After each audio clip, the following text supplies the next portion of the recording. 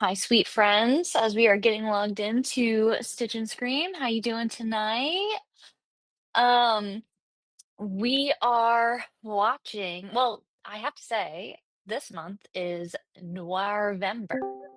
So, I'm really excited for that. Thanks so much for voting in the poll. What movies to watch, and I will welcome everyone. As we joined in. Hi, everyone. Wow, we've got quite a crew already tonight. Welcome, welcome. Let us know what you are working on in the chat as you are getting logged in. And I was just saying happy Noirvember. Super hyped that we are watching um, some noir, old classic noir, dark, mysterious movies this month. So, yeah, let me also know, like, for those of you who have been joining into Stitch and Scream, if you're excited for this kind of change or like, if you have any thoughts about it. And I'm actually thinking that, um, Stitch and Scream might transform into Stitch and Stream, and maybe Stitch and Scream is what we kind of do, closer to Halloween, knowing that we also all for the well, I love scary movies, so, maybe we lean more that way, but really the world is our oyster when it comes to this, and we just, like, kinda like to get together, watch some movies, and knit together, right? Just a friendly reminder to make sure to mute yourselves, especially when the movie gets started. And again, as you're joining in, let us know what you're working on. And for those, so I'm recording this one. So if anyone is unable to not join us live, this recording is going to be available. I think I'm going to be able to share it right in the Discord channel, but I plan on also posting it onto YouTube. So, hype for that. Hopefully I'm planning on doing it in both spots because in case there's any privacy like policy, private whatever, copyright issues in in case it gets taken down from YouTube, because again, that's why we switched to Discord is because we were having some issues with, like, background music, even though the movies themselves are in the public domain and copyright free, music, in the background of some of the movies were, like, causing us to have some issues. So we're in Discord, but I'm hoping that we can share these replays on YouTube for the most part. So this is gonna be recorded, uploaded to the Discord as well as onto YouTube, and hopefully it doesn't get taken down. That's the goal. Um, so for those of you who are watching the recording, and if you are watching this on YouTube, then be sure to join the Discord. I've got a link in the description below. And it's a fun place for chatting and watching live together. So yeah, and so yeah, tonight we are watching Dead on Arrival. It's our first movie for Noirvember. And yeah, from what I know about it, basically, it's like a man gets poisoned and tries to figure out who poisoned him and why before he dies. And D.O.A stands for Dead on Arrival, right? So I'm hyped. This was the top rated or top voted on movie in our like noir movie poll. So that's another reason to join the Discord if you're watching on YouTube is we vote on what movies to watch. So this was the number one pick. So super hyped. I'm hoping it's good. And yeah, so before we dive in, we can talk through what others are working on and I'll share a little bit. So again, if you're just joining in, share what you're working on in the chat. I have a couple of things. So I have been working on my first staple cardigan sample. And that's been going really well, and I'm really lucky. So I've been playing a little bit of yarn chicken. The yarn I have been using, I'm holding two strands together. It's one strand of brushed Surrey silk, brushed alpaca silk. It's like the drops brushed alpaca silk, and one strand of this hand dyed yarn from Woolen Works in Australia that I got like years ago. And I've been playing yarn chicken with that. But I was just going through like my yarn stash yesterday or the day before, and I found not one, but two swatches that I've knit in the past with this yarn. So this should be enough to help me finish the cardigan. But the cardigan is on hold because I ran out of the alpaca silk. So I'm waiting for that to come in the mail. And I thought during this live stream, what I might do is just unravel these guys, which shouldn't take too long. And my goal is to, yeah, unravel these. And then once they're unraveled, I'm going to steam them and maybe even just get them wet and just try to get the kinks out, right? To kind of even out the yarn.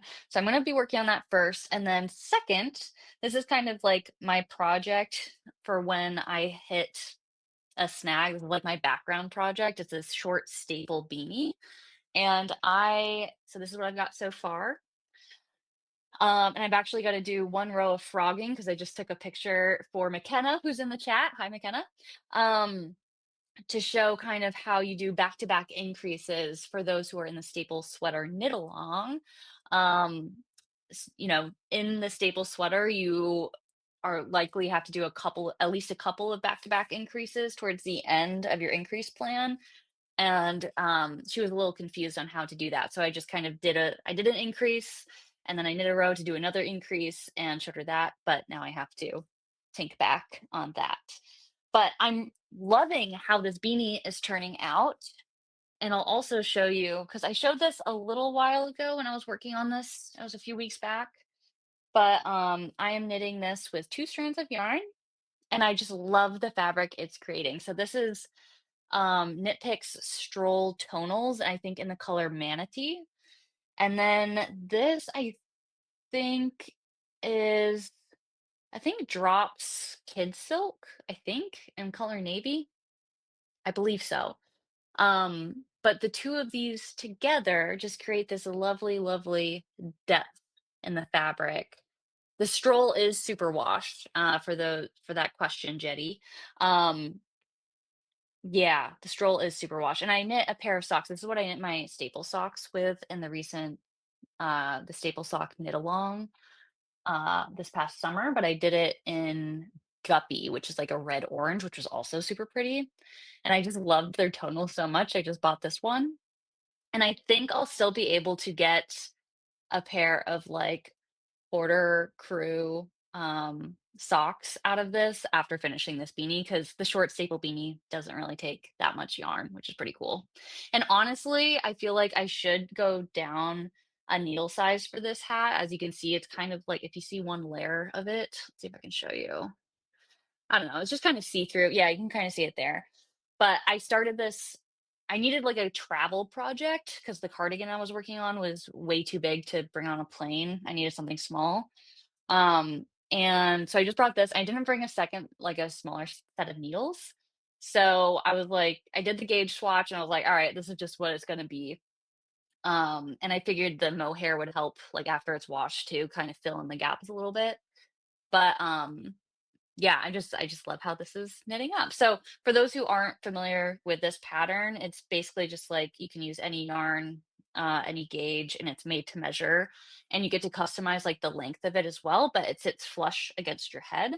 And so you'll see these like purl bumps here, and that's just so basically you do a folded brim.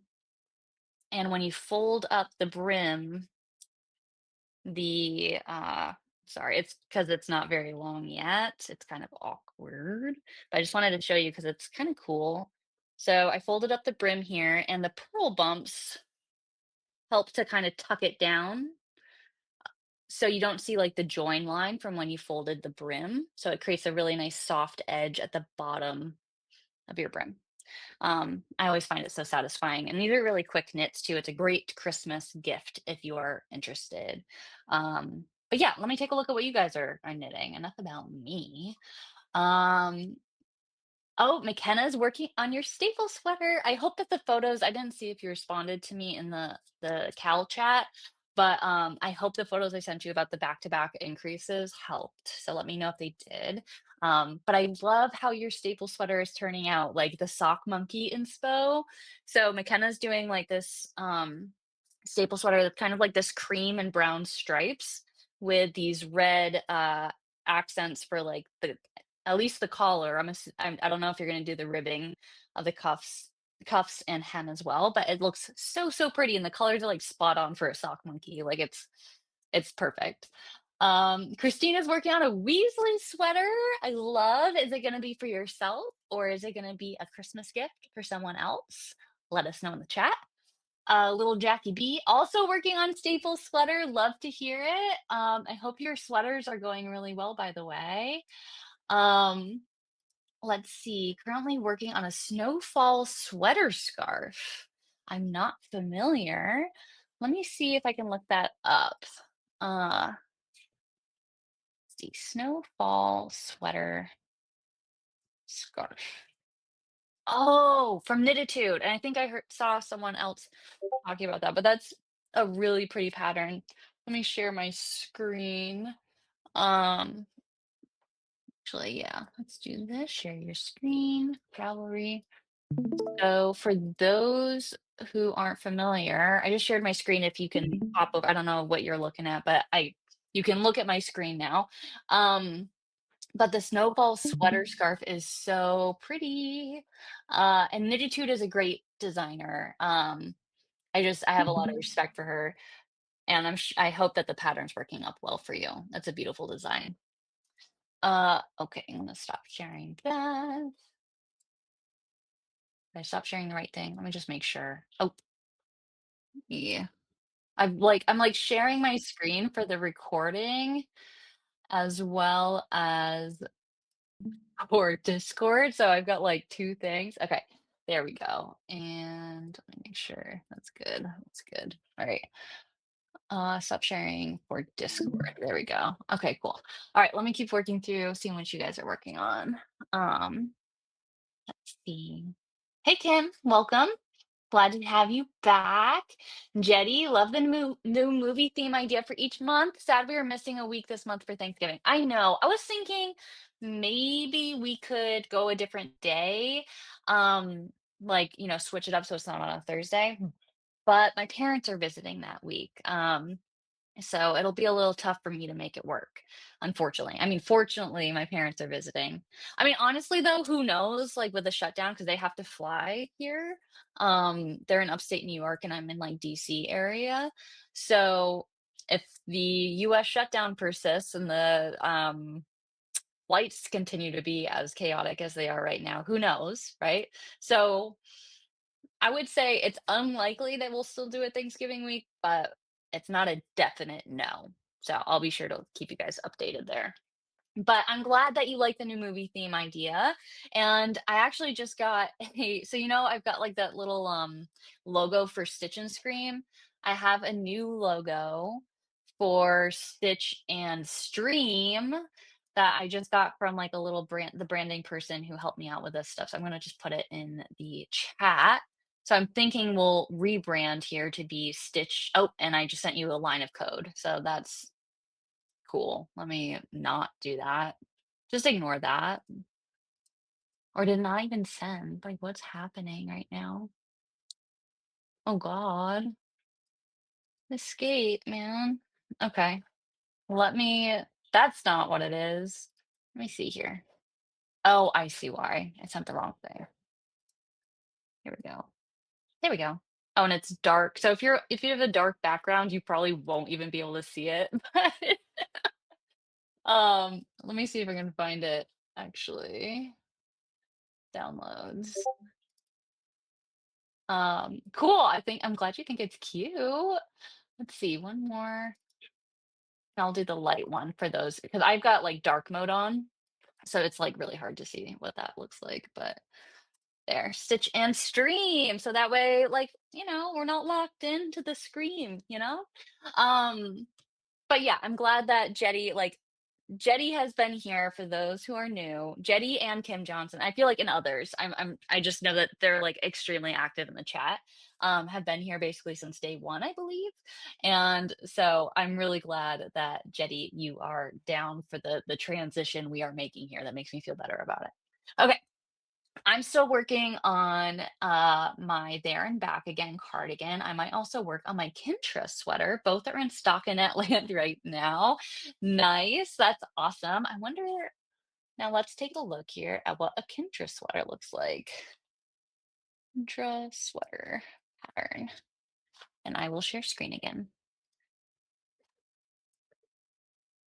Share Pinterest sweater by Rebecca Clout. Oh, that's so pretty.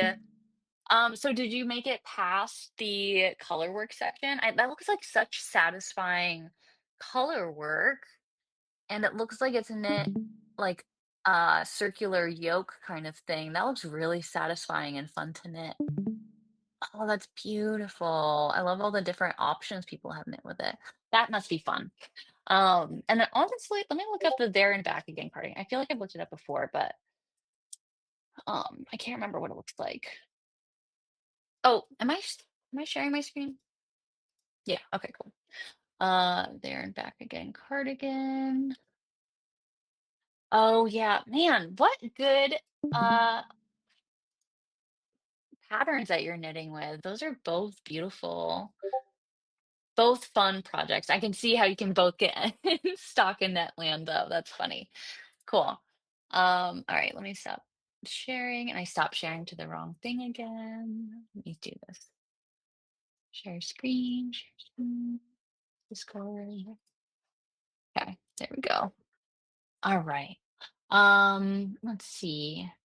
Oh, Kim, you're also doing your staple cardi or staple sweater. That's awesome. I hope yours is working up well. Jetty, you're working on a beret for my sister's a Christmas gift. That's very sweet. Um, I feel like a beret must be really fun to knit. It sounds like a fun little challenge. Yes, and then we discuss that. Oh, cool. McKenna, I'm glad that that was helpful. Legend, I don't know, but I'm glad it was helpful. Um, yes, okay. Honestly, might make a staple beanie for my brother. It looks like a fun knit. I love the staple beanie patterns. And in case if you're interested, there's two versions of it. There's the short one and the tall one. And the short one, the main difference, here are the differences between the two. The short one, you have a couple more customization options. You can customize the brim length and you can customize the hat length. Um, but it does sit flush against your head. And then the tall one, you only give one measurement for it. And there's also like recommended, if it's going to be a gift, right? There's recommended average measurements in the patterns. But for the tall one, you just take your head circumference measurement, and then you can't really customize anything else. Everything else is just automatically calculated to give you like a beanie that's like a bit slouchier and sits, above your head a bit. You have a little bit of extra squish up here. Um, but both I think are really quick, really fun to knit, and they're great stash busting projects as well. And I love being able to do stuff like this where you can just like play with your yarn, and there's just so many fun opportunities for getting creative with it. So if you do make one, please let me know. I would love to see it. Yes, and McKenna, you are gonna do the ribbing all in red. That's awesome. I'm glad you sent a picture. I am just loving how it looks so far. And I love that. Can you remind me what yarn you're using also? Because it looks really pretty and satisfying. It looks like a fun yarn to knit with. Oh, and Christina, you're doing Ravenclaw colors for you. I'm a Ravenclaw as well, I have to say. That's really cool. I love that for you. Um, okay, let's see what else. It looks like someone would wear in Paddington, that's really cute. Yeah. Um, all right, let me catch up here. We got some more. I want to be able to do an advent to do one of I want to use an advent to do one of those. Oh, that's a really fun idea. Um, yeah, that would be awesome. Um, okay, and the Kinter sweater is beautiful. It really is. That's a really beautiful. I'm past the color work and split for sleeves a bit ago, so just on the body. Okay, got you. And I struggled setting up the GSR, but I think I'm okay now. Yeah, the GSRs, again, I know I keep saying it in the knit along for the stable sweater. Those are definitely the trickiest. Like setting up the GSRs, it's for those who aren't doing the stable sweater knit along. Um, and also Christina was a test knitter for the stable sweater pattern, so give her a shout out. She helped. There's a lot of kinks we had to work out with that pattern because it was my first time doing a garment that was made to measure, lets you use any yarn, any gauge. So it was a tricky one. And the testers are like for real legends for figuring it out with me. Um, but yeah, so the GSR, so like when you start after you get past the collars, you have to work both German short rows and start your increase plan at the same time. And it is like a lot. And I'm excited to do the live stream for that to kind of walk everyone through it. But for those who are getting ahead and doing it on their own, it's definitely a challenge. So props to you for sitting through it, and working through it. But that's definitely the hardest part of the pattern. So it's going to be easy breezy from now on. I hope should be. I hope it ends up fitting well too. I know you had the thought, Kim, of like, will it be too wide in the shoulders? But I really hope it ends up fitting you well. Uh, okay. Past da, da, da. Drops Nepal. Oh yes, I remember you. We were talking about it a little bit. Let me know how you end up liking that because I know I was saying I was thinking about using that as well, and I ended up not. But let me know if it ends up like killing or like if you haven't, like how you end up liking it. I hope it. I hope it's good. And Christina, I'm so glad you found it as a fun test. Um, yes. Okay. So you. Okay, and the video helped you, Kim. Awesome. Jetty, I looked at pictures on Ravelry and the short staple beanie, and the decreases look so nicely done. It also strongly reminds me of Jackson's hat that he wears all the time. Yes. I always call it his turtle hat. I love that. Yeah, actually, the inspo for me is very similar. It wasn't Jackson, but it's my dad who basically looks like Jackson. And my dad, I'm from like a French Canadian family in upstate New York, and we my dad just loves to wear these beanies. Oh, did a little thumbs up there. But my dad loves to wear beanies. Like he's always outside. He's an outdoorsman kind of guy. He literally was like a caretaker for a several thousand acre property. So he's just always outdoors and he like our house also relies on firewood heat or it used to for until like super recently, like this past year. So he would always be getting firewood and like he's outside all the time, right? And he always wears these beanies that go above his ears, and basically, he was just the inspo for the short staple beanie, and he wears his short staple I've made him several now. He wears them nonstop. It's so, so cute, and actually, I need to make him a new beanie this year because the one that he's been wearing lately is, like it's just ratty like that. And also, it's like it's super wash yarn, so, like, I made it because like, he is not one to take care of his clothes super well, so I knew he if I gave him a wool hat, it would have felted for sure. Um, but it was looking real short. I was like, "How?" It was, like, an inch above his ear, so it's, like, legit, like, way too short. And I'm like, "Dad, what is going on?" I was like, "Just can you wash it and then, like, don't put it in the dryer, just try to stretch it out a little bit, please." Um, but I need to make him a new one for Christmas, actually. But anyway, um, cool. Thank you so much all for sharing what you're working on. I hope you all have fun while we watch our movies and you make good progress on your projects. And yeah, I think let's get into it. So yeah, this is going to be Dead on Arrival. It was from 1949. We are watching on the Internet Archive website. Unfortunately, no closed captions, which is a bummer for me. I loved closed captions, but I tested out the quality of it. It looks pretty good. Sounds good. But let me know if there's any issues when it comes to sharing. Okay. So let me hit share screen here and we'll get going.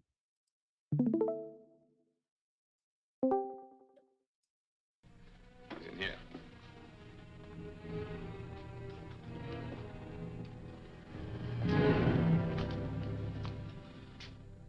I want to report a murder. Sit down.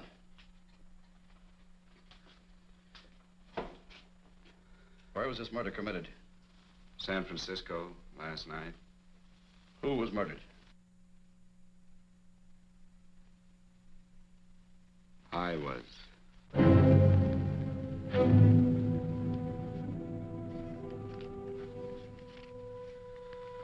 you want to hear me out or don't you, Captain? I don't have very much time. Your name Bigelow? Frank Bigelow? That's right. Answer the San Francisco APB. Send it direct to Inspector Bannon at Homicide. Tell him we found Frank Bigelow. Go ahead, Mr. Bigelow. Well, this involves some other people, Captain. A number of other people. You tell it any way you like. I live in a little town called Banning out on the desert. It's on the way to Palm Springs. I have a small business there. Paula, Yes, Mr. Bigelow. give me a copy of Miss Hollis's 48 tax return, will you? Oh, you better get the 47, too. Yes, Mr. Bigelow. I don't think we took any depreciation on that new equipment last year. No, we didn't. I remember you said we could include it all this year. Sure we can. Hey, Frank. Yeah, well. Peterson says he wants a financial statement before he can give me my loan. Hello, Kitty. I will. Well, I'm leaving for San Francisco today, but I'll be back in about a week. I'll take care of it for you then. Sure is a scorcher, isn't it? Well, I've seen him worse. Well, have a nice time, Frank. Yeah, thanks, Will. Paula, why don't you come down to the place and let me give you another permanent? Makes your hair so much easier to manage in all this heat. I can't afford it right now. Maybe next month. Yeah, here it is. No, we didn't take it. Well, we can do it this year. You work it out any way you think best. Have a nice trip, Frank. Sure, Kitty. See you when I get back. Bon voyage. Why don't you come down anyway, Paula? We'll work out a deal on that permanent. Thanks. Maybe I will. Hello? Oh, hello, Mr. Hawkins. Just a moment. Do you want him to send your ticket over? No, I'll pick it up myself. No, never mind. Mr. Bigelow will pick it up at the station. Bye.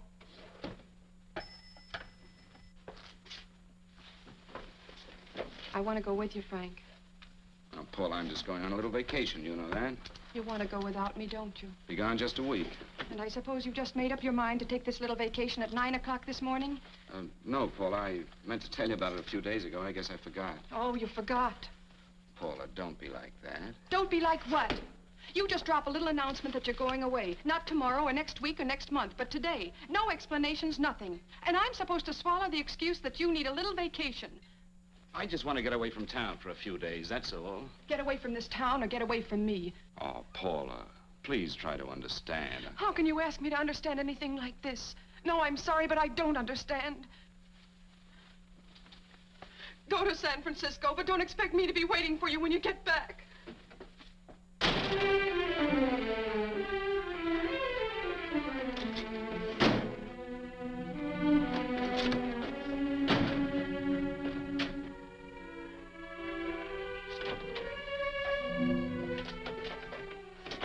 Paula, please, Paula.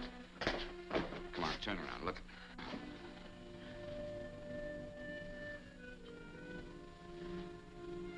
Come here. Why do you do this to me, Frank? Why can't you be honest with me? As honest as I am with you? Do you have to go? I have to go, Paula. I know what I'm doing. All right, go. Go anywhere you like. You can go to blazes for all I care. Paula. Paula. Yes, I know I'm being foolish. Come here.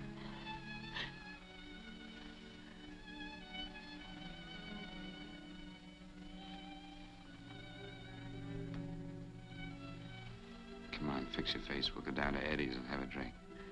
All right, why not?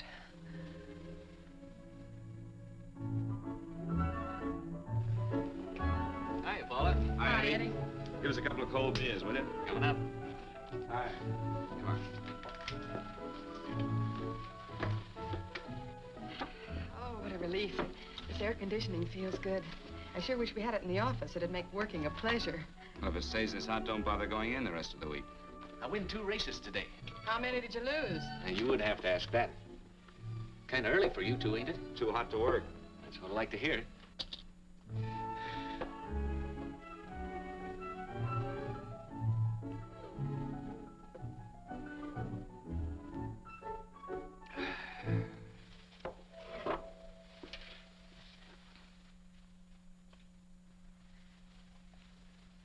Frank, you'll take me with you, won't you? You will, won't you? Or am I crowding you? What do you mean, crowding me? Maybe you do need this week away alone. Maybe we both do. I know what's going on inside of you, Frank. You're just like any other man, only a little more so. You have a feeling of being trapped, hemmed in, and you don't know whether or not you like it. Look, Paula, I'm going to be honest with you. I care too much for you not to be honest with you. I'm as much concerned for your happiness as I am for my own. I know you've had one bad experience, Frank. I know all about it. But you don't know what it can do to two people, Paula. And the woman always gets hurt more than the man. I don't want you to get hurt, darling. More than anything in the world, I don't want you to get hurt.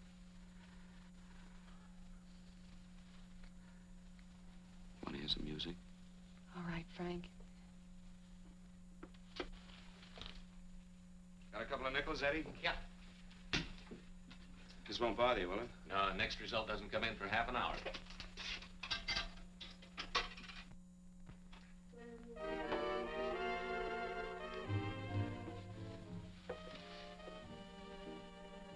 I thought that by now we'd be married. No, I'm not going to crowd you anymore, Frank. Go to San Francisco. I don't like it, but I'm convinced that you must go. I want you to be very sure, Frank. If it's right, and I believe it is, we'll have something really wonderful together. If it isn't, we should both know it as soon as possible. So you see, even if I could stop you, I wouldn't do it now.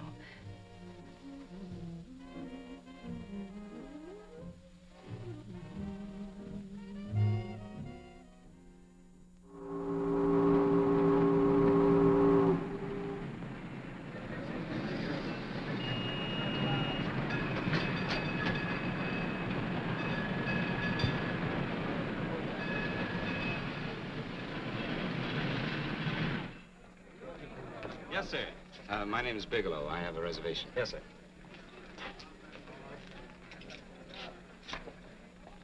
Here we are, sir. My name is Bigelow. I have a reservation. I have it, sir. It's a very nice room on the 6th floor, facing the bay. Thank you. Boy, this might help you enjoy your stay, Mr. Bigelow. It's a little booklet on how to have fun in San Francisco. Oh, thank you. Very welcome, sir. Thank you. Say, is it always like this around here? No, this is market week, and it's the last day, too. Boy, always around until you need them. Oh, 517? Thank you. Here's a message for you, Mr. Bigelow. Long-distance call came in about an hour ago from Banning, from a Paula Gibson. Oh, thank you. Very welcome. Show Mr. Bigelow to 618. Right this way, Slide.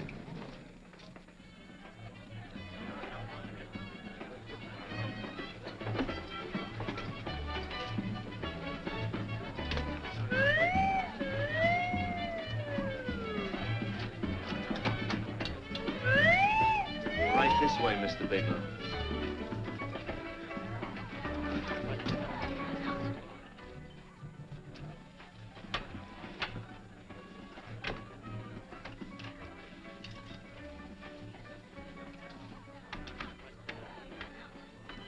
Is there anything else, Mr. Bigelow? Oh, yes, you can get me a dry and hat and a package of razor blades. Yes, sir. Thank you. Oh, and you can leave that door open. Hello, operator. I want to speak to Miss Paula Gibson in Banning, California. Yeah, that's right. No, I'll wait. Hello? Hello, Paula.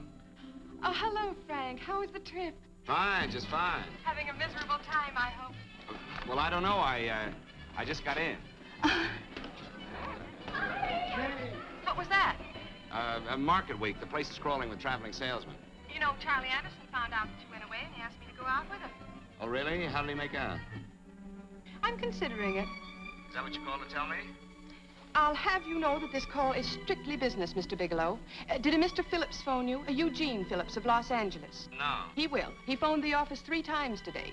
Said that he wanted to get in touch with you immediately. He said it's most urgent and imperative that he reach you at once. What did he want? I don't know. But he sounded deep, dark, and mysterious, and quite agitated about something. Phillips. Have we ever done any business with him? Not unless you've been keeping it a secret from me. I looked through all the accounts. Why did you tell him you could reach me here? You know I'm supposed to be on vacation. So you told me. And so I told him, dear heart. But the gentleman didn't seem to respect your temperamental moods the way I do. He was very insistent that he speak to you before it's too late, as he put it. Well, tell him you tried to get in touch with me and I've changed my plans and you can't reach me. He won't talk to me. I told him that I was your confidential secretary, but I guess I didn't sound confidential enough. So I told him that he could reach you there this evening. Well, call him back. If it's as important as he says it is, he'll talk to you. Otherwise, he'll just have to wait until I get home. My, aren't we adamant this evening? All right, shall do. And Frank. Yeah? I don't quite know how to say this. Say what? Well, what I want to say is that there's nothing you can do that you ever have to feel guilty about. Oh. Sure. Thanks, Paula. I'll call you tomorrow. Right.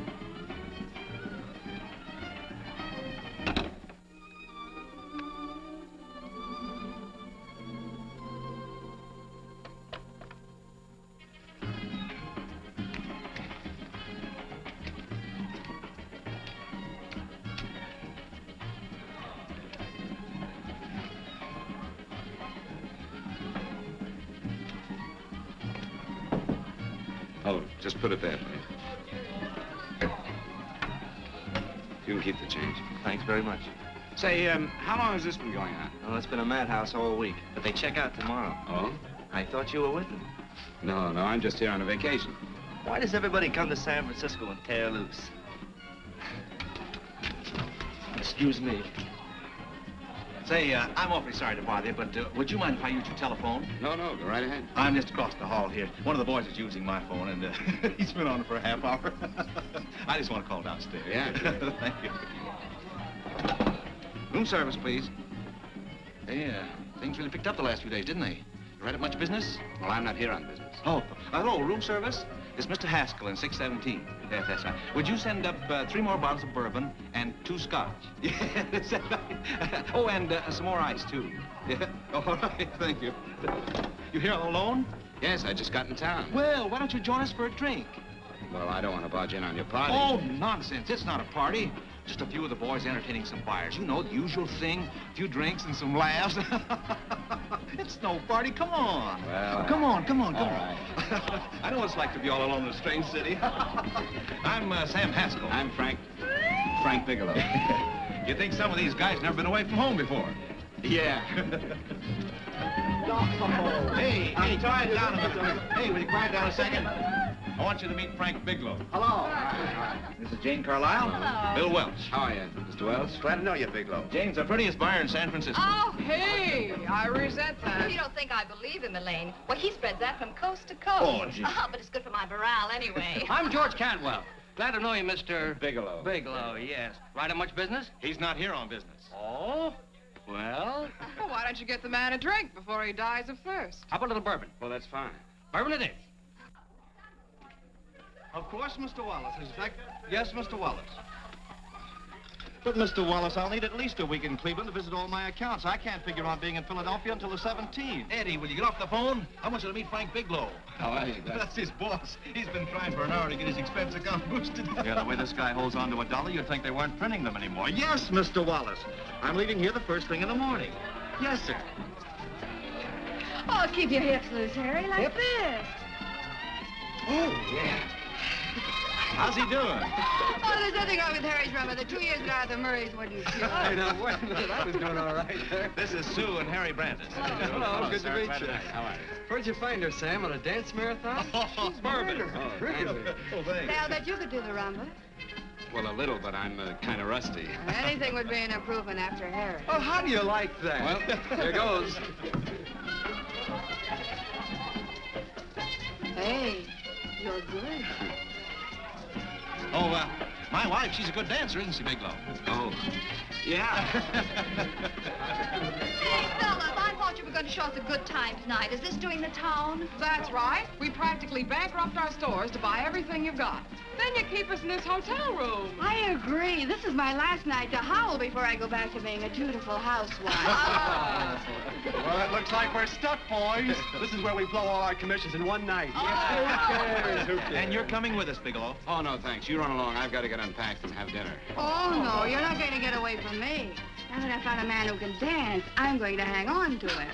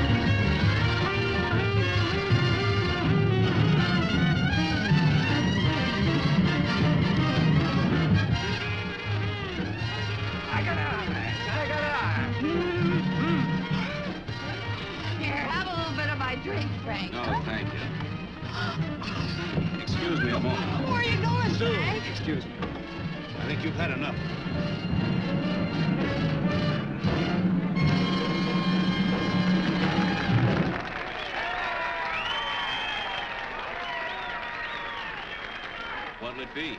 Bourbon and water, no ice. Nice, quiet place you got here. Wait till they hit the pitch in about an hour. That's when they really go out of their minds. Who's the blonde? Oh, she's one of the chicks that hangs around here. She's jive crazy. Come again? Oh, you ain't hip, pal. Jive crazy means that she goes for this stuff. Just between you and me, I don't get it either, but I gotta listen to it. They're all connoisseurs, music lovers. Me, I like Guy Lombardo. What's the matter with him? Oh, he's flipped. The music's driving him crazy. Come down, Jack. Oh, don't buy me, man. I'm being light. Is the blonde alone? Oh, sure, society. She always comes in alone. Drives a big convertible, wears a mink coat, but knows everybody. But she always comes in alone. Thank you. I wanted to kiss you. I tried to... Give me another blast, Leo. What's your story, Jeannie? Easy.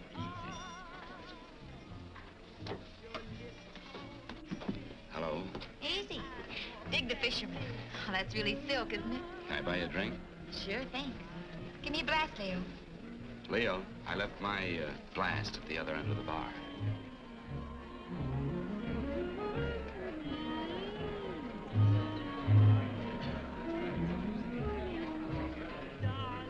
My name's Jeannie. What's yours? Frank? I've never seen you here before, Frank. Well, I've never been here before.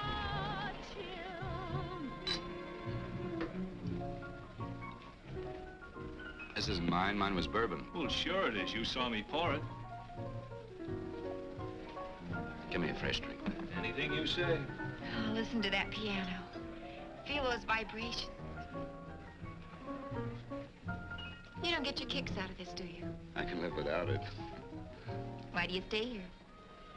I don't know. I bet I know. You're lonely in a big city. Why, you don't have to go into a routine with me. good company, too.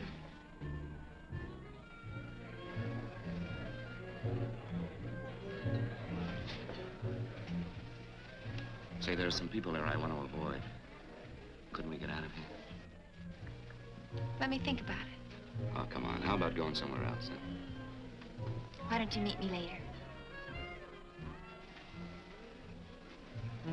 Okay. Where? I tried to forget you, but you whispered, darling, I love. Call me at that number later. It's my next stop. They've got a band there that'll really send you. See you, Jeannie. Easy.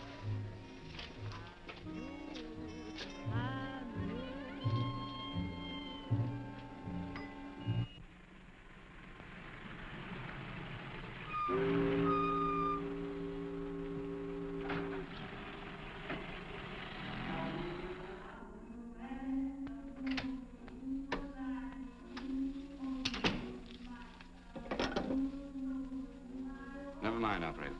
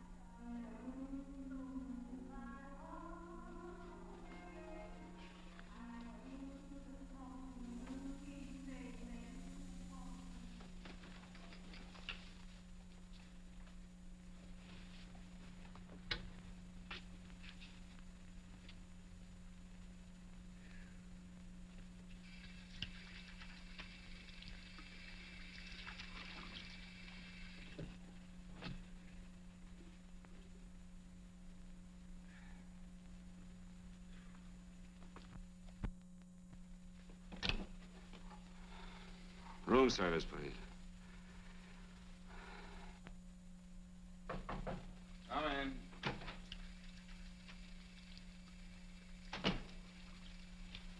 Be right with you, waiter.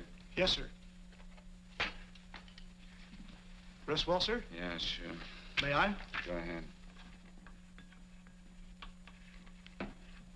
It's on there for you. Thank you, sir. Would you like anything else? No, thank you, that's all.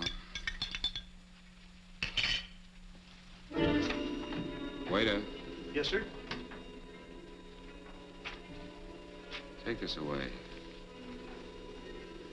Is there anything wrong, sir? No, just take it away. I don't even want to look at it. Are you all right, sir? Yeah, sure. All right, I just had too big a night, I guess, that's all. I need some fresh air. Of course. Thank you, sir.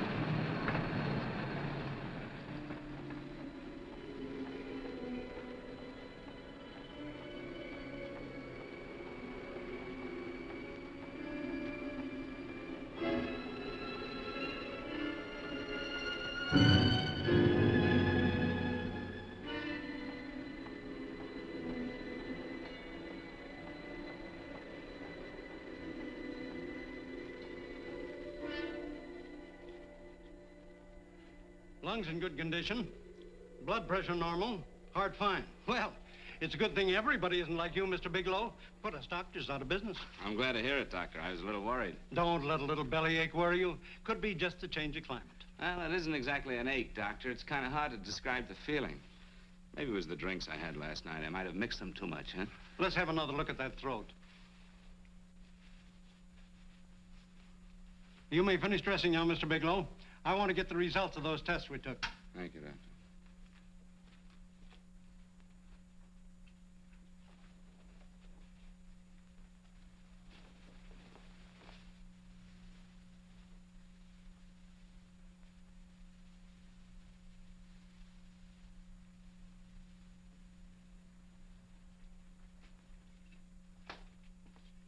Mr. Bigelow, this is Dr. Schaefer.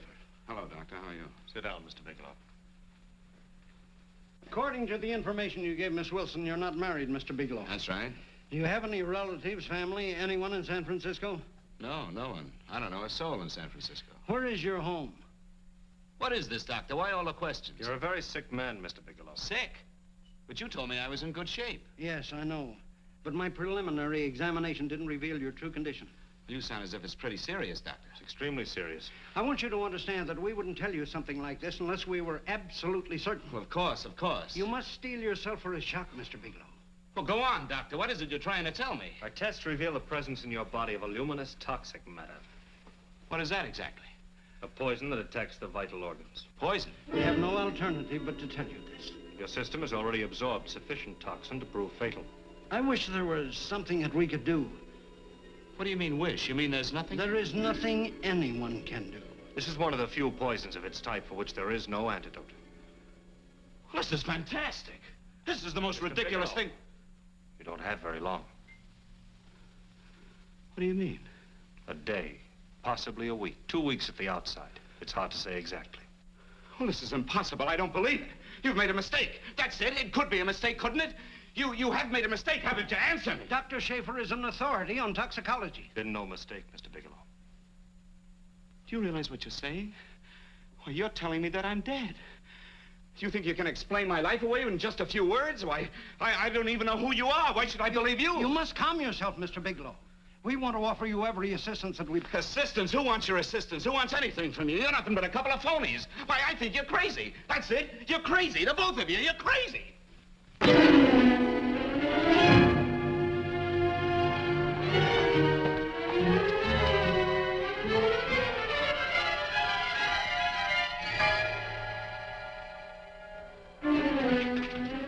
Where's the doctor? You just come in. Come on, tell me what... You have to go through the thing before you come Get in out of here. here. Doctor, What's the trouble here? What's the matter with you? Doctor, I want you to examine me for luminous poisoning.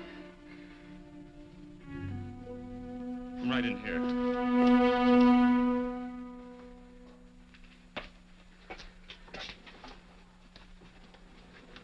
Yeah, you've got it all right. Your system has already absorbed it. Are you sure, Doctor? Are you absolutely certain? Couldn't there be some mistake?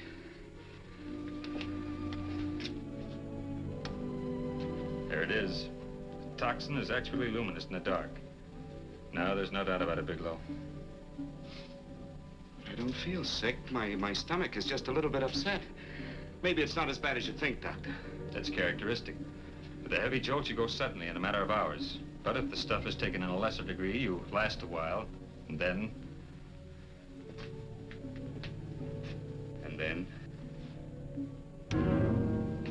Give it to me straight, Doctor. Well, a number of things are involved. The systemic condition of the individual, the amount consumed, exertion. Yes? You won't feel too badly for a while. Then it will happen suddenly. A day, 2 days, a week at the most.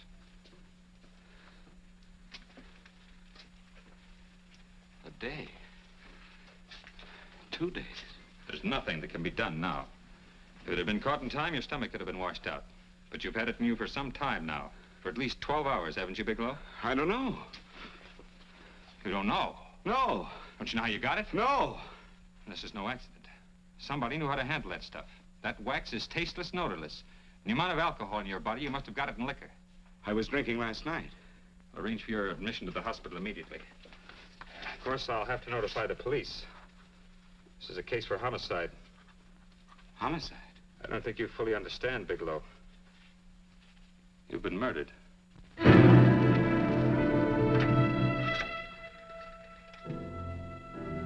Get me police headquarters, please. Homicide Bureau.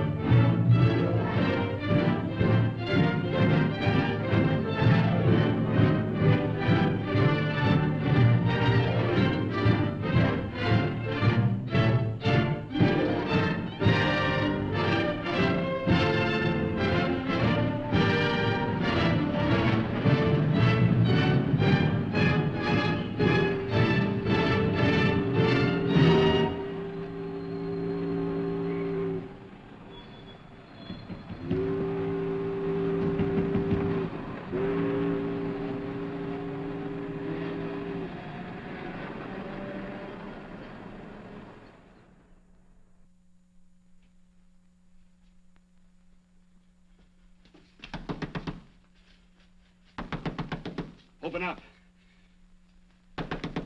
Open this door, I tell you. Open it up or I'll break it down.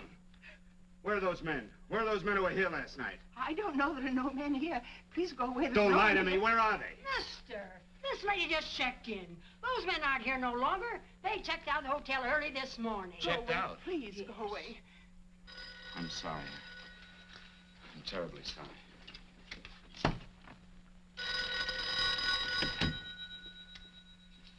Hello? Please, Mr. Bigelow, my eardrums. Oh, hello, Paula. Your enthusiasm overwhelms me. Why haven't you phoned me, or is there a quota on telephone calls up there? I'm sorry. I've been busy. I'll bet you have. Visiting the museums, no doubt. What's happening up there that's exciting or different? Nothing, not a thing. I'll bet you miss me, but you're too stubborn to admit it. Sure. You know, if you'd like me to come up, I can pack a toothbrush and leave right away. No! Well, you don't have to snap my head off. You could at least make a pretense of missing me. I'm sorry, Paula. Of course I miss you. Listen, Paula, Paula, it's just that I don't feel like talking now. I'll call you later. Don't strain yourself. You phone me sometime when you feel more like talking. Oh, by the way, I called that Mr. Phillips back. Phillips? Yes, you know, the man that tried to reach you. Well, I'm afraid you'll never know why it was so important that he speak to you. His office said he died yesterday. Frank, are you there? Did you hear me? Died? When? Yesterday. So you won't have to bother your little head about him anymore. You can just go ahead and have fun. Paula, what did he die from? Do you know? I suppose he died from whatever people usually die from. Well, didn't they tell you? Don't you know? What are you getting so excited about? You said you didn't even know the man. Listen, where's his office located? What difference does it make? You can't talk to him now. I told you the man's dead. Paula, will you stop talking so much and tell me where his office is? All right. It's the Phillips Importing and Exporting Company, Bradbury Building, Los Angeles. Bradbury Building, Los Angeles. That's right. Say, this is really a switch. Listen, if you want to reach me, I'll be in Los Angeles. Are you out of your mind? I'm sorry, Paula. I've got to hurry. Wait a minute. Where in Los Angeles? The Allison Hotel. Goodbye, Paula.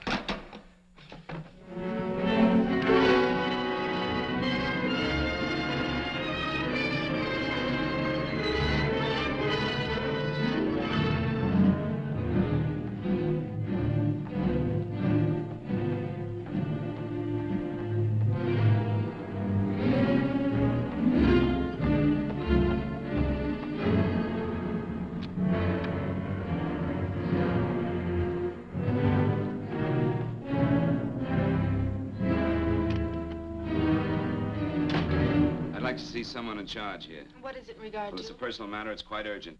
Perhaps Mr. Halliday can help you. Who's he? He's our controller. Your name, please? Bigelow.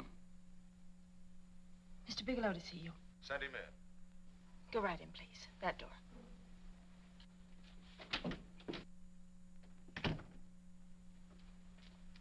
Mr. Bigelow? How are you, Mr. Halliday? What can I do for you? Well, Mr. Phillips phoned my office several times yesterday. I'd like to find out what it's all about. You know Mr. Phillips died yesterday? Yes, I know. Well, I don't understand. If he phoned you, didn't he tell you what it was about? Well, he didn't speak to me. I wasn't in my office at the time, and he wouldn't tell my secretary. Well, I'm afraid I can't be of much help, Mr. Bigelow. I've no idea why Mr. Phillips tried to reach you. I'm sorry you had to make the trip for nothing. How do you know I made a trip? I didn't say anything about making a trip. I merely said he phoned my office. My office could be here in Los Angeles. Miss Foster,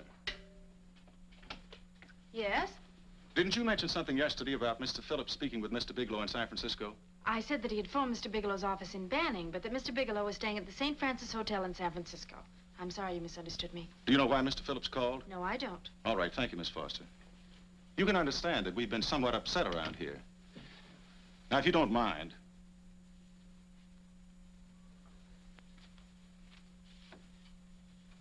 Did Mr. Phillips have a wife, family, anyone that could help me? You can't intrude on people at a time like this just to satisfy some curiosity. It isn't just curiosity. Then I suggest you wait a week or so. I can't wait. Well, I'm sorry you'll have to. Well, there's always a phone book. You're a pretty aggressive fellow, Bigelow. Are you quite sure that this is as important as you make it appear to be? It's important. Mrs. Phillips lives at the Sunset Arms Apartments. Thank you. I needn't tell you she's under a strain. I suppose you're capable of using a little more tact with her than you demonstrated with me. I think I can handle it. By the way, what was the cause of Mr. Phillips' death? Suicide. He leaped from the balcony of his apartment. Thank you.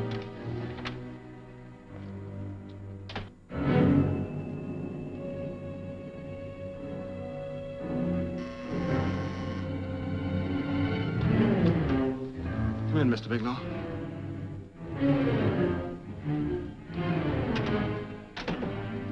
I'm Stanley Phillips, Eugene's brother. Halliday phoned that you were coming.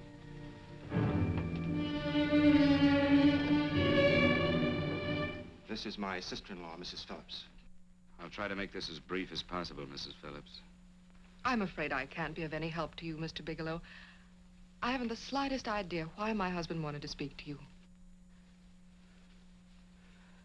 Well, I guess Halliday covered just about everything. Did your husband ever mention anything about me, Mrs. Phillips? Anything at all? No, I can't recall Eugene ever having mentioned your name.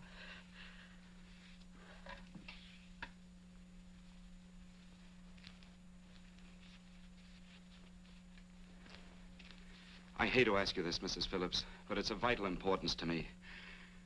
Do you know why your husband committed suicide? Oh. You're certainly not the most diplomatic person in the world, are you, Bigelow? Were you a friend of my brother's? I never met him.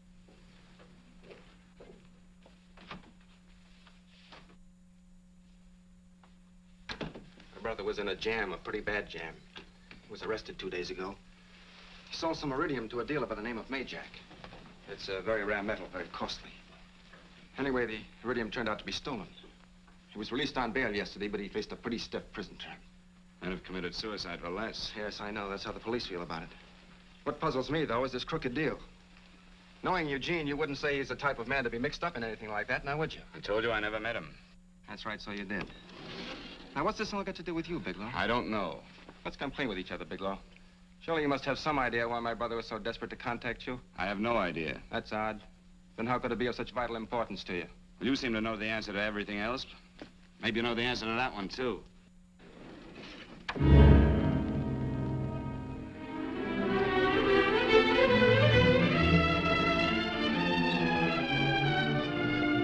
There's a message here for you to call operator 82 at Banning. Oh, thank you. Show Mr. Bigelow to room 821. Say, would you have the operator put this call through to my room right away? I'll take Yes. it up there. Thank you. Hello, operator. Here, I'll call you if I need anything. Thank you, sir. Hello, Paula? Well, Sinbad, I'd just about given you up for lost. Now, do you mind telling me just why you rushed down to Los Angeles? I can't explain it to you just now, Paula. I just can't explain it. What's going on, Frank? You don't even sound like yourself. Well, I'm just a little tired, Paula, that's all. But I miss you. Oh, Frank. I can't tell you how good it is to hear you say that. And here I was worrying that I'd lost my charm. When are you coming home, Frank? Soon, Paula. I'll be home soon. I'll go right out and get myself a permanent so I'll be pretty when you see me. Hey, guess what? I found that Phillips name in your notarial ledger. Notarial ledger? Yes, of all places. I remember now I made the entry myself. You had notarized a paper one morning before I came to work. What kind of paper was it? A bill of sale for a George Reynolds made out to Eugene Phillips of Los Angeles. So you see, I was right. We hadn't done any business with Phillips, only indirectly. What was the bill of sale for? A shipment of iridium, whatever that is. Iridium. You mentioned at the time that this fellow Reynolds had made some kind of a deal in Palm Springs, and he stopped in your office early in the morning on his way north to have it notarized. Wait a minute. Wait a minute, George Reynolds. That was about 6 months ago, wasn't it? That's right, 6 months ago. Thanks, Paul. Oh, goodbye. Hello, operator. Get that number back for me.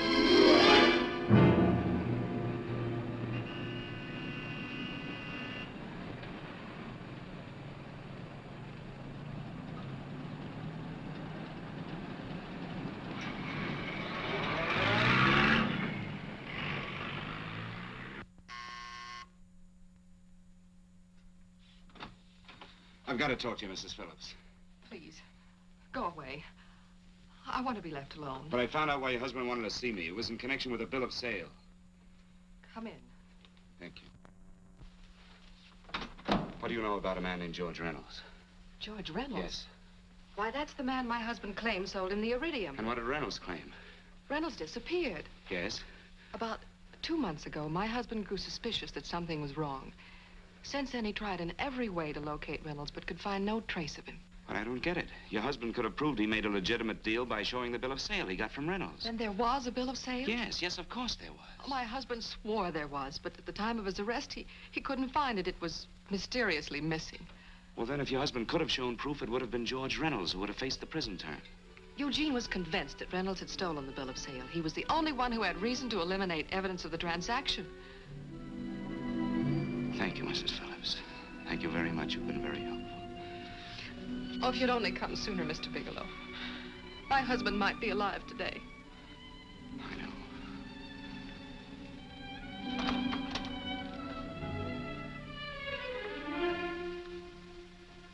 The only thing that puzzles me, Mrs. Phillips, is that you haven't asked how I knew there was a bill of sale.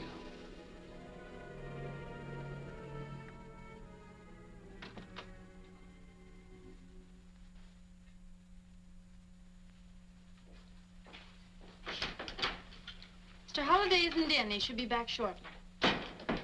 I think you're the one who can help me, Miss Foster. Mr. Phillips tried to reach someone else before he called me yesterday, didn't he? Why don't you ask Mr. Holliday? Obviously, Mr. Holliday wasn't here yesterday, or he wouldn't have had to learn from you that Phillips called me. And you're the logical person to know who else Phillips called.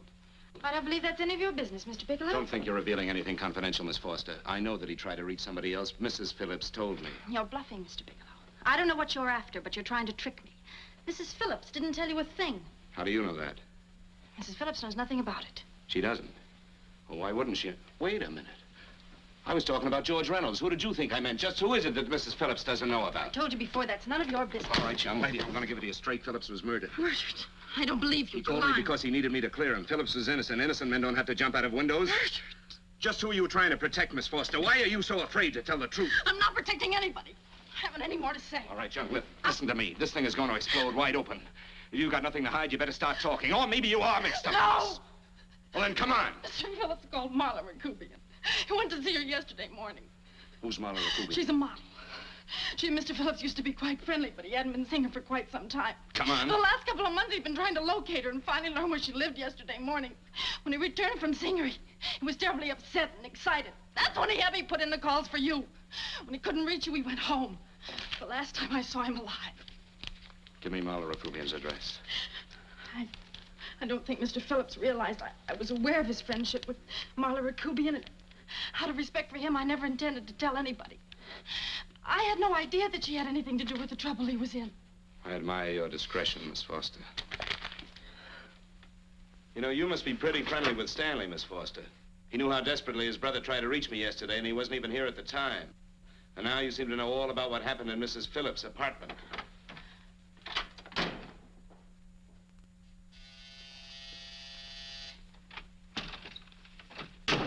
Miss Rakubian? Yes? What do you want? Get out of here or I'll call the Go police. ahead, call him. Well, go ahead, call him. Going on a trip, huh? Yes, going away for the weekend. Sailing for Buenos Aires tomorrow, some weekend. I'll send you a postcard. Now get out of here. Who are you going with, George Reynolds? Never heard of him. I suppose you've never heard of Eugene Phillips either. Just who are you? What do you want? Never mind who I am. Where's Reynolds? I told you I don't know him. Now will you get out of here and leave me alone?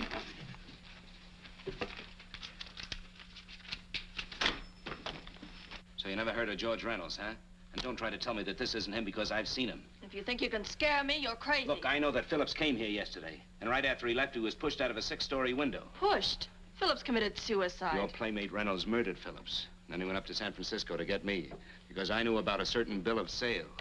I don't know what you're talking about. You're in this right up to your pretty little neck. I'm not mixed up in anything. Get your hands up. Drop that picture on the couch. Turn around. Don't get any ideas because I'm not afraid to use this. Give me your wallet.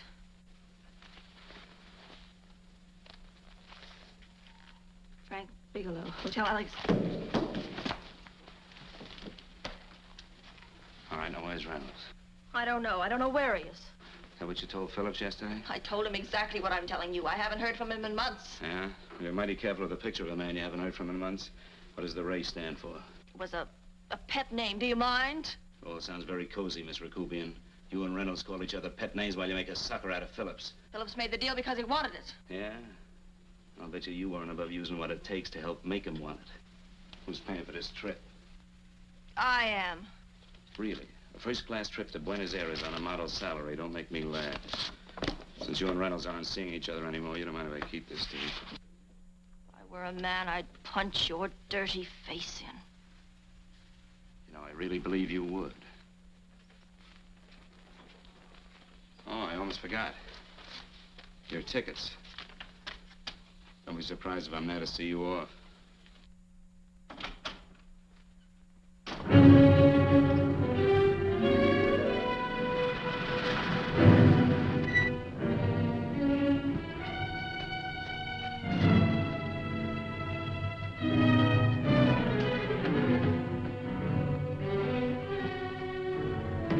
Angelo. Angelo! Oh, Angelo. Do you remember taking this picture of George Reynolds? I take so many pictures, I can't remember them all. This gentleman is a friend of his and would like his address. We have no card on him. I don't think we ought to do that. He's willing to pay $20 for it. That's the paper we used last year. Of course, you understand we usually don't give out the information about our clients. I know, you're a couple of high-class fellas. Thank you. Revealing anything confidential is against the ethics of our establishment. That's right. Honesty is the best policy. Of course. But in your case, inasmuch as you're a personal friend of Mr. Reynolds... Thanks. I knew you'd come through. Got it. Here it is. We don't have his address. He must have called for the picture. But he couldn't have been a very good friend of yours, mister, because his name is not George Reynolds. It isn't? Well, what is it? It's a... Huh? Oh. Yes.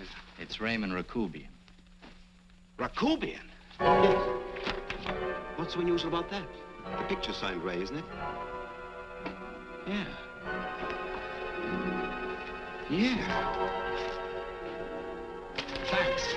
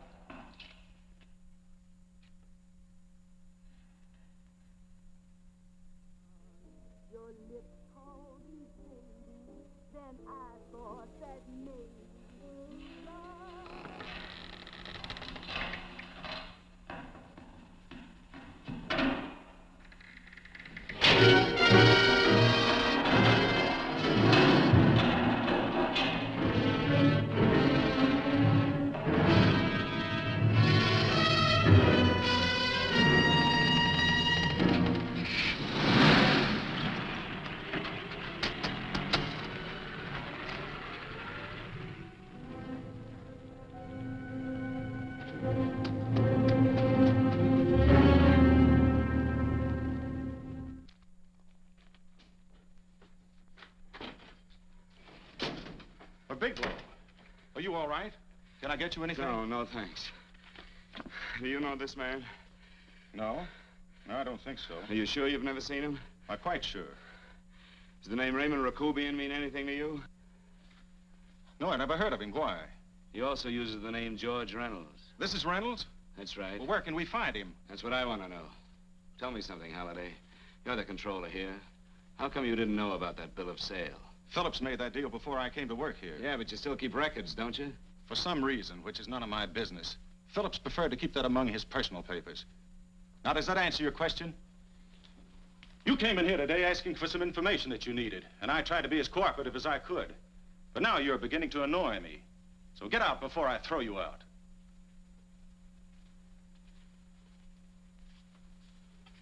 You know, you really frighten me.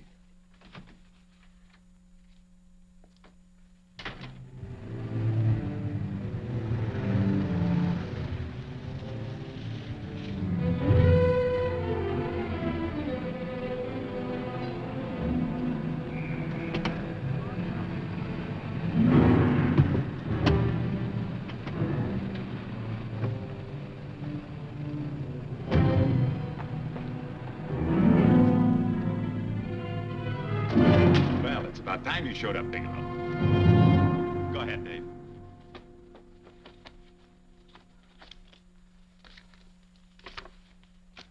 Real cute, ain't you, Bigelow? Just real cute. Paula didn't lose much time getting a hold of you guys, did she? Shut up. Let's go, Bigelow. Look at him. He can't take it. Soft in the back. You do that again and I'll kick your face. Lay off, Chester. Cut it out. Shut up. Who asked you? Better let him answer. The clerk might know he's in. Go ahead, Bigelow.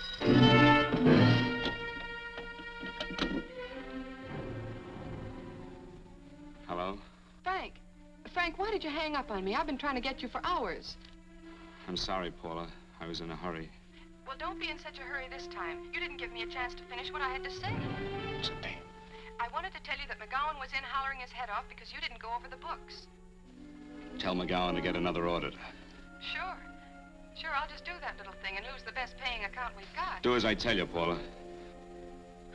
Frank, are you drunk? Paula, how much we got in the bank? About $2,200. Draw it out tomorrow. Sure. Then what do? Skip town without paying our bills? Forget the bills. You know that coat you always wanted? Buy it. You are drunk. You know, if I didn't have such a good character, I'd be tempted to take advantage of your intoxicated state, Mr. Bigelow. I'm not drunk, Paula.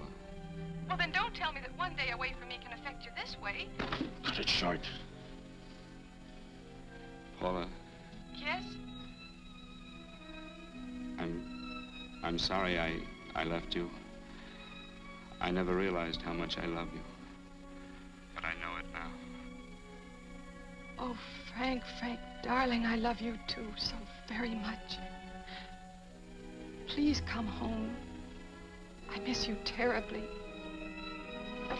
I said cut it short.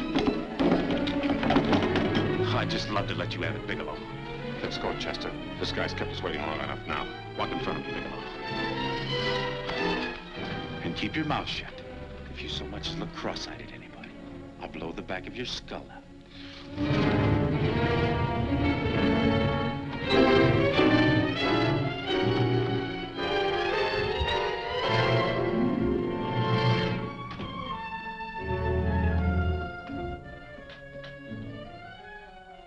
This Bigelow's real cute. He wanted to get tough with Chester. He don't know Chester. Did you get the picture? Don't I always get what Mr. Majak sends me after? Major? That's right. I'm the dealer who bought the iridium from Phillips. I get it. You have Rakubian unload stolen stuff on Phillips with the help of Marla here, and then you buy it back from him. Oh, you certainly made a sucker out of Phillips. What is it, Mr. Bigelow? Exactly what is on your mind? I'm looking for Raymond Rakubian. Why? Well, now, Marla here has told you everything else. I'm sure she must have told you that, too. You don't expect me to believe this conversation. So, what is on your mind? I mean, underneath. You forced your way into my affairs, and now I want to know why. I just told you. I'm looking for Raymond Rakubian. Don't get cute. I'm just itching to work you over. Soft in the belly. Can't take it. See what I tell you?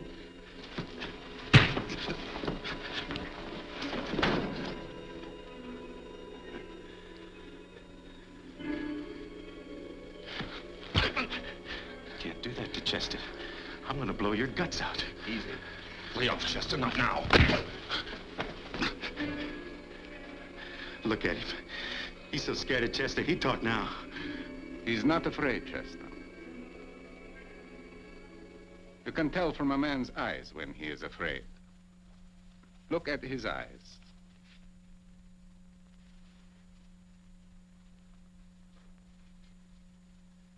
Oh!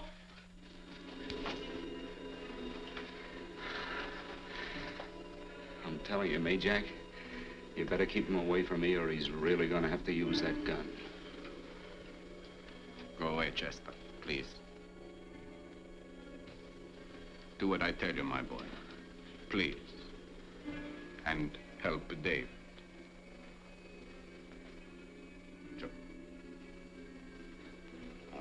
You're in pain. He's an unfortunate boy. He's psychopathic. He's unhappy unless he gives pain. He likes to see blood. Come with me, Mr. Bigelow.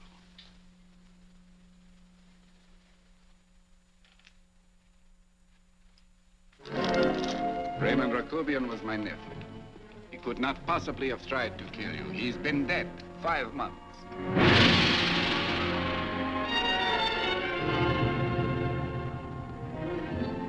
I'm afraid you have been sidetracked. Provided it is true that somebody made an attempt on your life. Somebody made an attempt again today. I had no reason to kill you, believe me. What do you mean you had no reason? I notarized a certain bill of sale. You notarized the bill of sale for Reynolds, not Rakubian. Now, what I told you was true. I had no reason to kill you. That's a closet, Mr. Bigelow. And under other circumstances, you could go home now. But now you present a problem. You know too much, and I am in danger. Chester! Suppose I were able to prove to you that I only want to find the person who tried to kill me, and I won't cause you any trouble. You know, I can go to jail for 10 years for this little business. 10 years. At my age, that's my life. That means my entire life. With my life, I do not take chances. I am sorry, believe me. You want Joe to go with you? No. Just Bigelow and me. And baby makes 3. But Major, goodbye, Mr. Bigelow, and forgive me. Let's go, Bigelow. I guess you won't be there to see me off.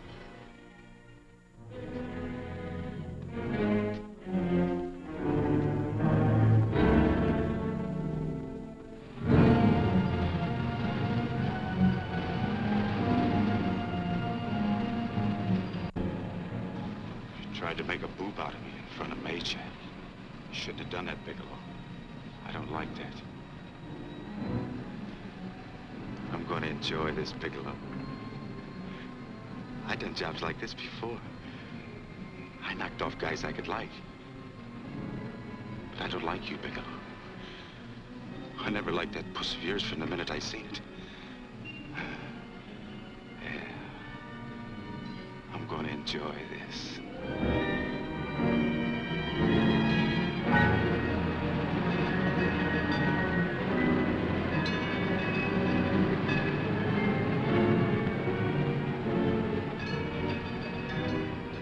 Scared yet, are you, Bigelow? But you'll be scared. Good and scared. I think I'll give it to you in the belly. You don't like it in the belly?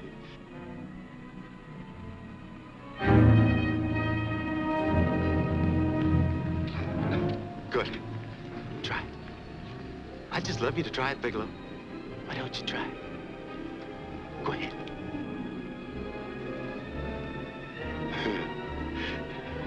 Didn't have the nerve, did you, Bigelow? Yeah.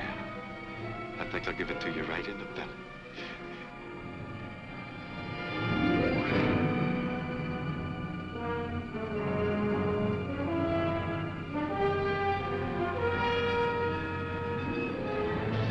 takes longer when you get it in the belly. It's nice and slow. That's the way I want to see you go, Bigelow. Nice and slow.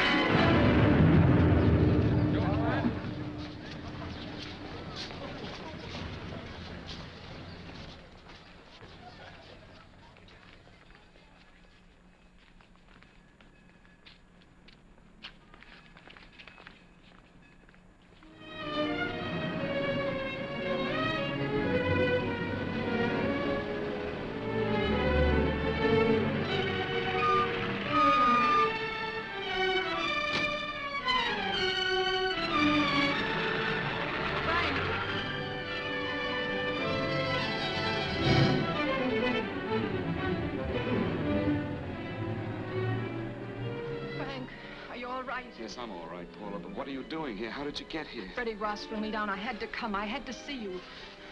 You shouldn't have come, Paula. You shouldn't have. What is it, Frank? You're in some kind of trouble. I know it. Look at you. You're a sight. Your clothes look as if you've slept in them. Are you ill? You are. You're feverish. I'm all right, Paula, and I'm not in any trouble, believe me. You're lying, Frank. Right after I spoke to you, I got a phone call from the San Francisco police. They asked if I knew where you were. You didn't tell them anything, did you? Of course not. It was the homicide detective that called. What is it, Frank? If you're in any kind of trouble, you certainly can trust me. Look, I'm not in any trouble with the police, Paula, believe me. But you can't stay here. You've got to go back to Banning right away. No, I won't go, Frank. I won't. I'm staying here with you. Paula, it's better that you go back, believe me. Why? What's this all about? What have you got to do with this Phillips and Reynolds? Phillips was murdered. What could that possibly have to do with you? All you did was notarize a paper. You've notarized hundreds of papers. I know. All I did was notarize one little paper out of hundreds. Frank, you frighten me. You don't even act like yourself. I know that you're in trouble, that something is wrong, that you're in serious trouble. You frighten me, Frank. Oh, don't be frightened, Paula. Don't ever be frightened of anything again. Will you promise me that? I love you so much, darling, more than you seem able to understand. Oh. I never really knew happiness until I loved you. Sometimes when I used to be afraid that you weren't sure how you felt, I tried to hold back, but I couldn't. Losing you would have meant losing everything. There would have been nothing left. Don't, Paula, don't. Now I'm afraid again. Somehow I feel that I'm going to lose you, but there's nothing I can do about it. I feel so helpless. You're leaving me out of something. Tell me, Frank, what is it? Give me a chance to fight back. Just give me a chance, please. You do love me, don't you? Oh, yes, Paula, I love you.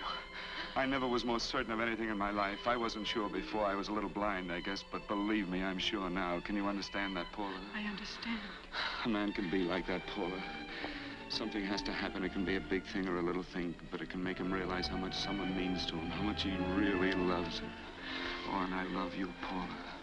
More than I ever thought it possible to love anyone in the world, I love you.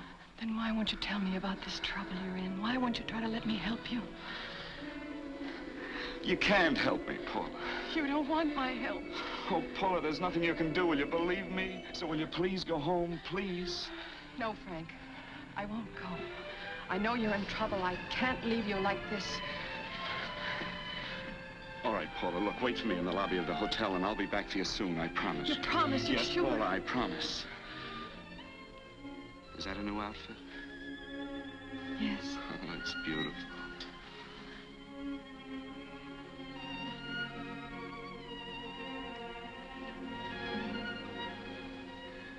You'll come back to me, won't you, Frank? Yes, Paula, I'll come back, I promise. Please hurry, darling. Oh, I love you. I love you, Paula.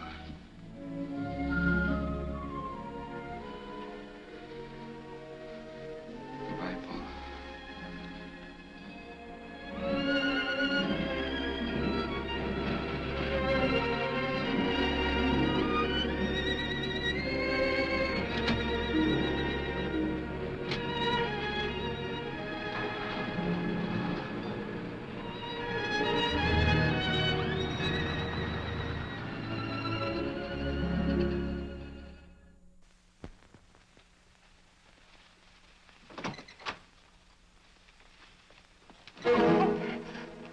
Stanley here? You sure? All right, get in there. Now get Stanley on the phone. Tell him to come over here right away. Use any excuse you want. What are you going to do?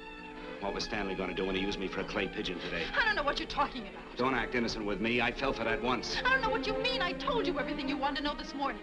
Yeah, you told me just enough so I'd get sidetracked and wouldn't know that Stanley was the one I was after. Stanley? Oh, no. You and Stanley have been together on this from the start. Now, come on, get on that phone and call him. And don't let him know I'm here. Bigelow.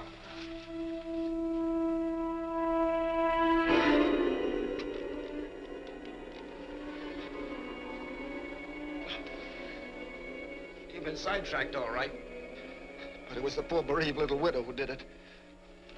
Miss Foster found this letter this afternoon.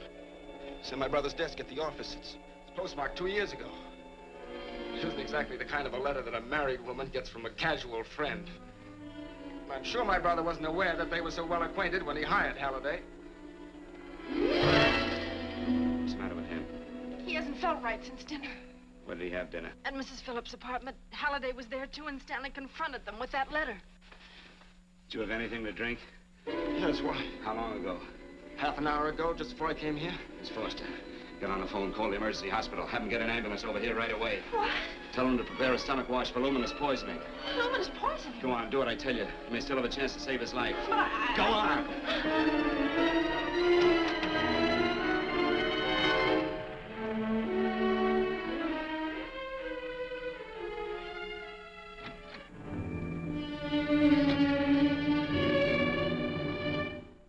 I found George Reynolds, Mrs. Phillips. He's been dead for 5 months. Then he didn't steal the bill of sale. No, he didn't. But you could have stolen it. How dare you? You knew who I was when I came here today. But you were surprised to see me alive, weren't you? But I'm not alive, Mrs. Phillips. Sure, I can stand here and talk to you. I can breathe and I can move. But I'm not alive. Because I did take that poison. And nothing can save me. What are you going to do? If I kill you now, I have nothing to lose. No, you've got to listen to me. You've got to give me a chance. But I didn't have a chance. It was Halliday. Believe me, it was Halliday. He made me steal the bill of sale. He planned everything. What about this letter? Your husband knew about you and Halliday. He found it only yesterday. He accused Halliday. They fought, and Halliday pushed him over this balcony. And why me? Why did he want to kill me? Because you could have proved there was a bill of sale, that my husband had no reason to commit suicide. Halliday was desperate. After he killed my husband, he found out about the phone calls to you. He thought you spoke to him, that you knew enough to involve him.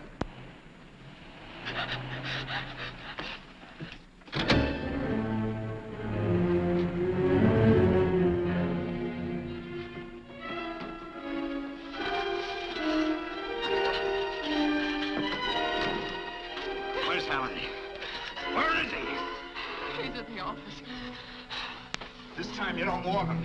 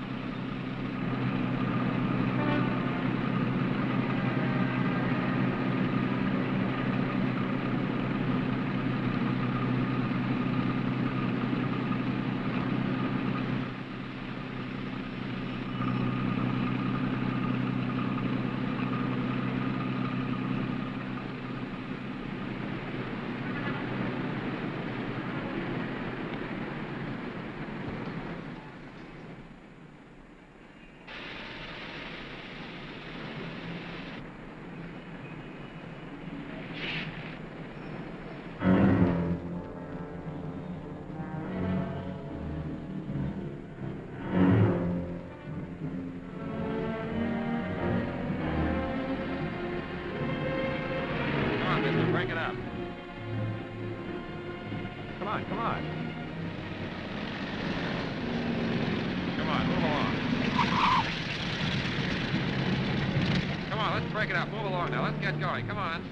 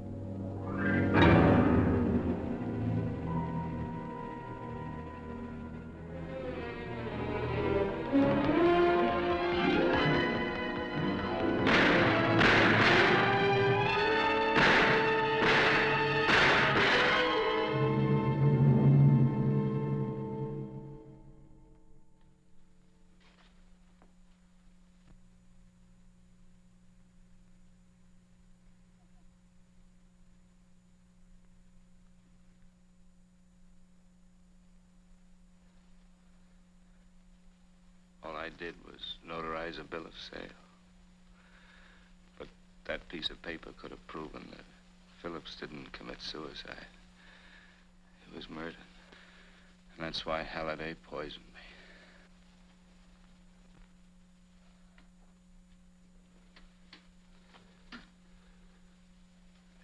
Would you?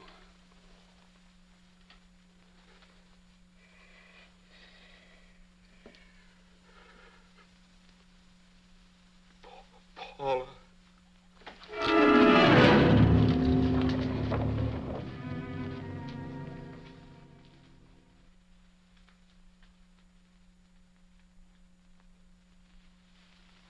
Call the morgue.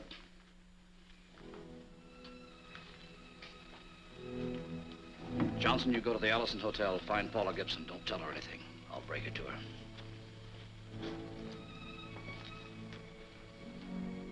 How shall I make out the report on him, Captain? Better make it dead on arrival.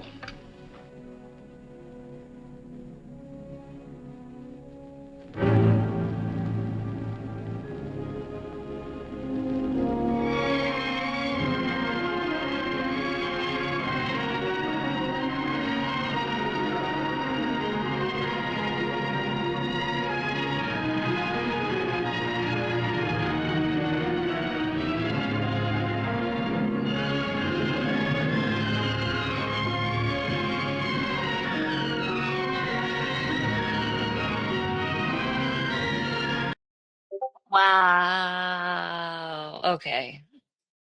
All right. That was something. I'm so glad that you guys found it funny. Maybe it's just because I'm like really tired. I was just like trying to keep. Oh, sorry. I don't know if you can hear my dog. She's pissed. How confusing it was. I want to take a look at. Yeah, that was just like sudden at the just like dead. All right, give it a rating, 0 to 10. What did you think?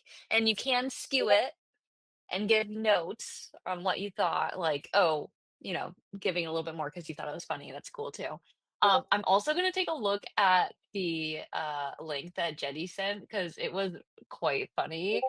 Um, I'm gonna share this actually because it's just funny. Okay, complete summary.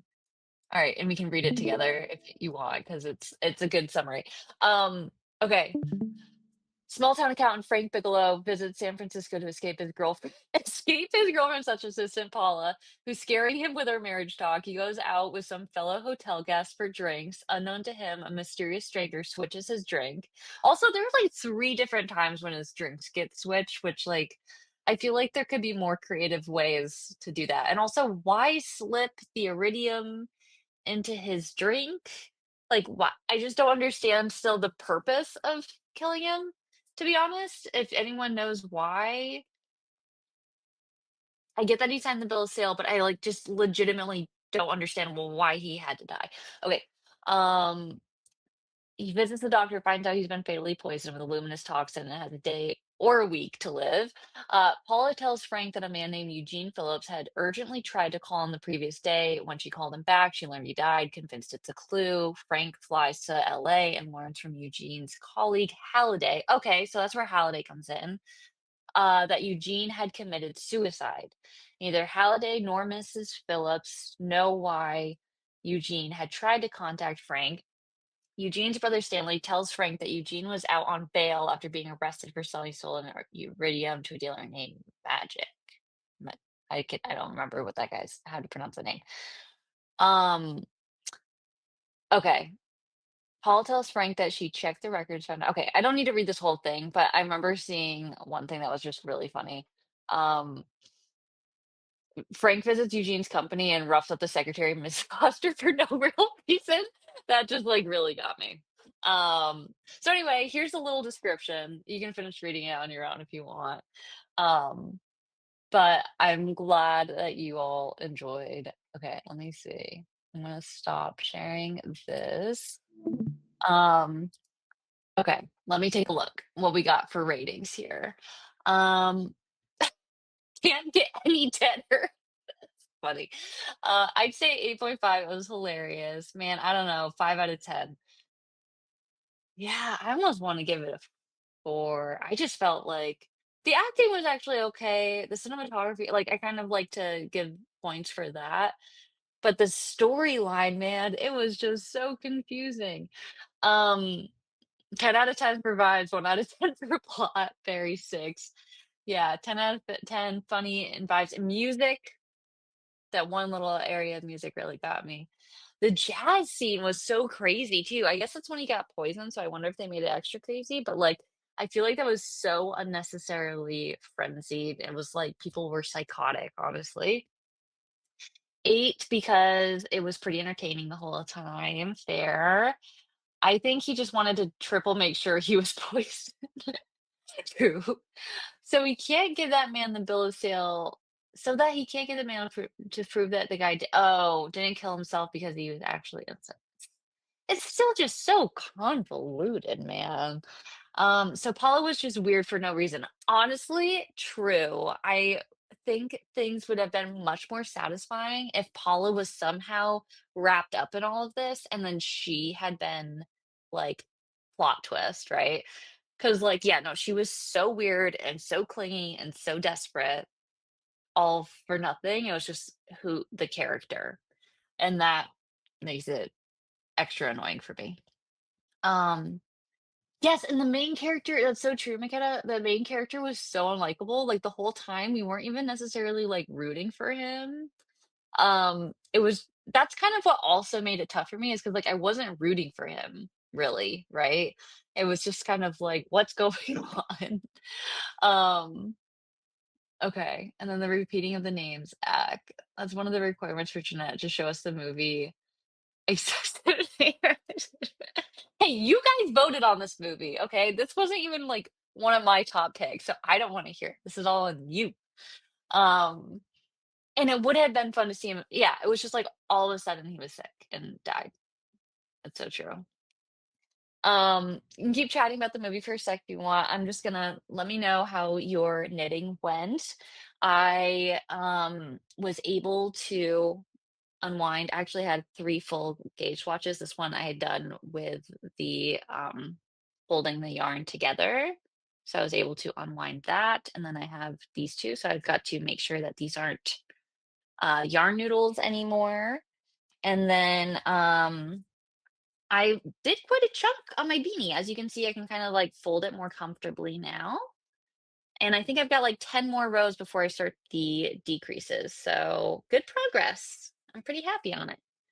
Um, Christina, I've got a few more inches on my back panel done, so not a bad night. A few more inches. That's pretty dang impressive, I gotta say.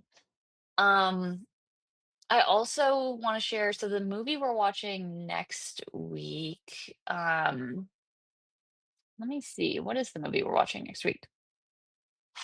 Let me actually open it over here. I don't want to mess up the stream by opening. I'm going over there. Also, my fiance just texted and he said, "Can we wrap up soon? I'm tired, please." So we're gonna wrap up. I mean, we're already wrapping up, but I'm gonna give him a confirmation. We both had long days. We've had long weeks, the two of us. So I feel that. If you guys counted how many times I yawned, I don't even know how many that would be. All right, let me see what movie we're watching next week. Okay. Where is it? What did I say? Oh, we're gonna watch Hitchhiker next week, guys. I'm like so hyped because that was one that we had for the poll for Halloween movie, and it almost won.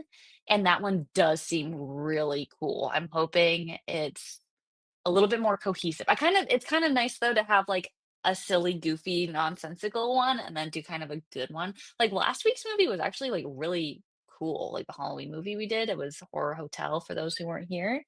Um, and that one was really good. I wish that the recording had worked because for those who weren't here, I would have loved to like if you could have watched the recording. Um, but yeah, okay, let me just see. I feel like the plot would have been better as a 40-minute Alfred Hitchcock Presents episode. Yes, it was like honestly, like when he was getting chased, like halfway through, I was like, okay, the movie has to be almost over, and it was only halfway through. Like it could have been half the length for sure. Definitely shorter, tighter, less running around because there's so many locations, but also so many characters. Like cut everything in half, and it would have been a lot better. That's a really good point. I honestly only got the majority of a row done, too busy trying to figure out what was going on. Feel that. And I'm working in air and weight yard, so it goes quick. That's awesome though. Like still, inches is still impressive. Don't talk yourself down, you know? It's impressive. So, all right. Well, with all of that, I'm very much looking forward to our movie next week. And I will say that we're recording, I guess this doesn't really matter to say, but I'm hoping that the recording, maybe if anyone joined late and they want to catch the beginning, um, should be available on Discord tomorrow is the goal. And I really like knowing what movies we're going to watch in the future. So that way it's not like up in the air, but we know what our agenda is. So next week we are watching The Hitchhiker. Thank you so much to everyone for joining tonight. I hope you had a blast. I hope you had a productive night with your project. And